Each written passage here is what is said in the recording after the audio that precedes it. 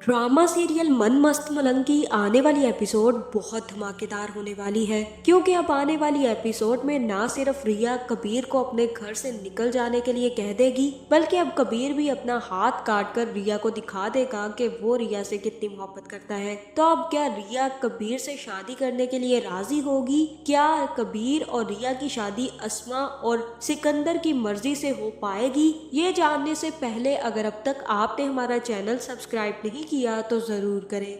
तो अब जैसे कि वफा को डर लगा हुआ है कि कहीं महबीना उसके शोहर मुबीन की तीसरी शादी ना करवा दे, और इसीलिए वो चाहती है कि उसकी बहन अब जल्द से जल्द कबीर का दिल जीत कर कबीर से शादी कर ले, जिसके बाद महबीना उसे कभी भी घर से नहीं निकाल पाएगी। जहाँ फिर वो अपनी बहन को तैयार करेगी और कहेगी कि ये लो, ये कबीर का सूट है, जाओ जाकर उसे दे दो और कहो कि तुमने धोया और प्रेस किया है। जहाँ फिर वफा की बहन वफा से कहेगी कि आप ही, मेरा दिल नहीं मानता कि मैं ये सब कुछ करूं। आप जानती हैं कि वो किसी और लड़की से मोहब्बत करता है, इसके बावजूद भी अगर मैं ये हरकतें करूंगी तो कितनी बुरी लगूंगी। जहाँ फिर वफा कहेगी कि अब तुम्हें ये खेल खेलना होगा, भले तुम मजबूरी में खेलो या दिल से खेलो, लेकिन अब तुम्हें हर हाल में ये खेल खेलना होगा। कबीर को हासिल करने के सिवा तुम्हारे पास कोई और रास्ता नहीं है, और तुम ये भी अच्छे से जानती हो कि मेरे पास भी कोई रास्ता नहीं है। अगर तुम कबीर से शादी कर लोगी तो तुम मेरे साथ यहाँ पर रह लोगी और भाभी के पास तुम्हें वापस नहीं जाना पड़ेगा, और इसी के साथ साथ महबीना मुझे इस घर से कभी नहीं निकाल पाएगी। जिसके बाद वफा की बहन सीधी कबीर के पास पहुंच जाएगी। जहाँ फिर जैसे ही कबीर वफा की बहन को देखेगा तो कहेगा कि आप यहाँ पर क्या कर रही हैं, आपको कुछ चाहिए है? जहाँ फिर वो कहेगी कि हाँ, मुझे आप चाहिए है। जहाँ फिर कबीर कहेगा कि क्या मतलब है इस बात का? जहाँ फिर मिन्हा कहेगी कि मेरा मतलब कुछ गलत तो नहीं है, और यहाँ पर कबीर मिन्हा को समझाएगा और कहेगा कि अगर ये सब कुछ आपको करने के लिए वफा भाभी ने तैयार किया है तो आप ये सब मत करें, क्योंकि मैं आपसे शादी कभी नहीं करूँगा।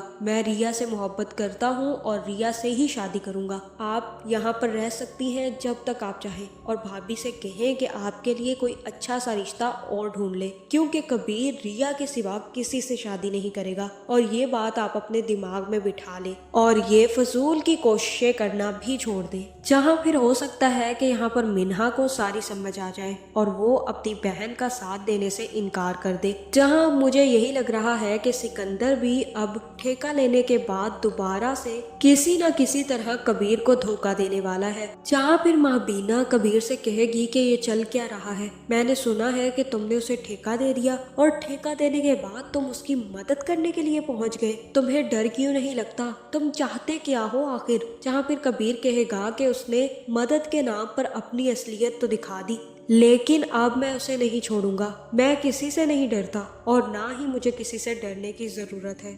जो मुझे धोखा देगा मैं उसके साथ उससे भी बुरा करूंगा। जहाँ फिर महबीना कहेगी कि तुम अब सिकंदर के पास उसके घर नहीं जाओगे, वो तुम्हें किसी भी वक्त मार सकता है। तुम्हें ना किसी का डर है ना किसी का खौफ। जहाँ फिर कबीर कहेगा कि डरे मेरे दुश्मन, मैं क्यों डरूं? और उस सिकंदर से मैं डर सकता हूँ भला? उसके बाप तक को मैंने मार दिया, अब मैं उसके बेटे से डरने लग जाऊं? क्या बात कर रही हैं आप मामा? जिसके बाद कबीर कशफ के हाथ एक बहुत बड़ा गुलदस्ता रिया के लिए भेज देगा। जहाँ फिर अस्मा रिया के हाथ में इतना बड़ा गुलदस्ता देखकर हैरान होगी और कहेगी कि कहीं ये तुम्हें कबीर ने तो नहीं दिया? जहाँ फिर कशफ कहेगी कि नहीं नहीं, बिल्कुल भी नहीं, ये तो मैं लेकर आई हूँ। और तब अस्मा कहेगी कि हाँ, अब वो तुमसे मिलने की हिम्मत तो नहीं कर सकता, क्योंकि उसे अच्छे से पता है कि अब तुम्हारी बहन उसकी जान ले लेगी। जहाँ पे रिया अपनी बहन से कहेगी कि अस्मा आपा, आप माजी की पुरानी तलखियों को भूल कर नए सिरे से जिंदगी शुरू नहीं कर सकती। और तब अस्मा कहेगी कि रिया बेटा, इन तलखियों की वजह से ही मैं जिंदा हूँ, और ना मैं ये तलखियाँ खुद भुलाऊंगी और ना ही किसी को भूलने दूंगी। जहाँ फिर अस्मा तो वहाँ से चली जाएगी, लेकिन शाम होते ही फिर से कबीर रिया से मिलने उसके घर पहुंच जाएगा और चोरी छुपते हुए रिया के कमरे में घुस जाएगा। जहां फिर रिया कबीर से कहेगी कि तुम यहाँ पर क्या लेने आए हो? तुम अच्छे से जानते हो कि अगर अस्मा आपा और भाई सिकंदर ने देख लिया तो कितना बुरा होगा। जहाँ फिर कबीर कहेगा कि कुछ नहीं होगा, मैं किसी से नहीं डरता, हमारी मोहब्बत को कोई सिकंदर, कोई अस्मा, कोई दुश्मन नहीं रोक सकता। जहाँ फिर रिया कहेगी कि इस मोहब्बत को मैं रोकूंगी, बस कबीर यहाँ से चले जाओ और आइंदा मुझसे मिलने की कोशिश मत करना। जहाँ फिर कबीर कहेगा कि रिया ये कैसी बातें कर रही हो तुम सिर्फ और सिर्फ मेरी तरफ एक कदम बढ़ाओ, मैं तुम्हारी तरफ 100 कदम बढ़ा दूंगा। जहाँ पे रिया कहेगी कि मुझे तुम्हारी तरफ किसी भी किस्म का कोई मोहब्बत का कदम नहीं बढ़ाना। जहाँ फिर कबीर कहेगा कि क्यों, तुम मुझसे मोहब्बत नहीं करती? और तब रिया कहेगी कि नहीं करती कबीर मैं तुमसे मोहब्बत, तुम अच्छे से जानते हो कि इस मोहब्बत का इंजाम क्या होगा। तुम्हारे घर वाले मानेंगे ना ही मेरे घर वाले। और जैसे ही ये बात अस्मा आपा और सिकंदर को पता चलेगी तो वो तुम्हें या मुझे जान से मार देंगे। तुम क्या चाहते हो कि हम दोनों इस मोहब्बत की भेंट चढ़ जाए, हम दोनों की जिंदगियां बर्बाद हो जाए? तुम अच्छे से जानते हो कि तुम मारे जाओगे अगर तुम मेरे पीछे आए, और मैं नहीं चाहती कि तुम्हारा किसी भी किस्म का कोई भी नुकसान हो।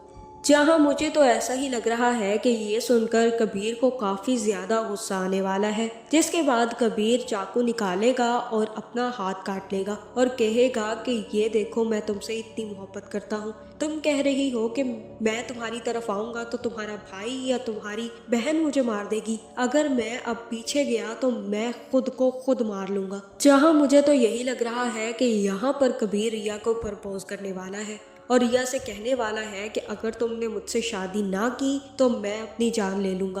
तो अब क्या रिया कबीर से शादी करने के लिए हाँ कर देगी? जहाँ तक मुझे लग रहा है रिया कबीर से शादी करने के लिए हाँ कर देगी, लेकिन उसकी यही शर्त होगी कि उसकी शादी पर अस्मा आपा और सिकंदर दोनों शामिल हो, और अगर वो राजी होंगे तो वो कबीर से शादी करने के लिए तैयार हो जाएगी।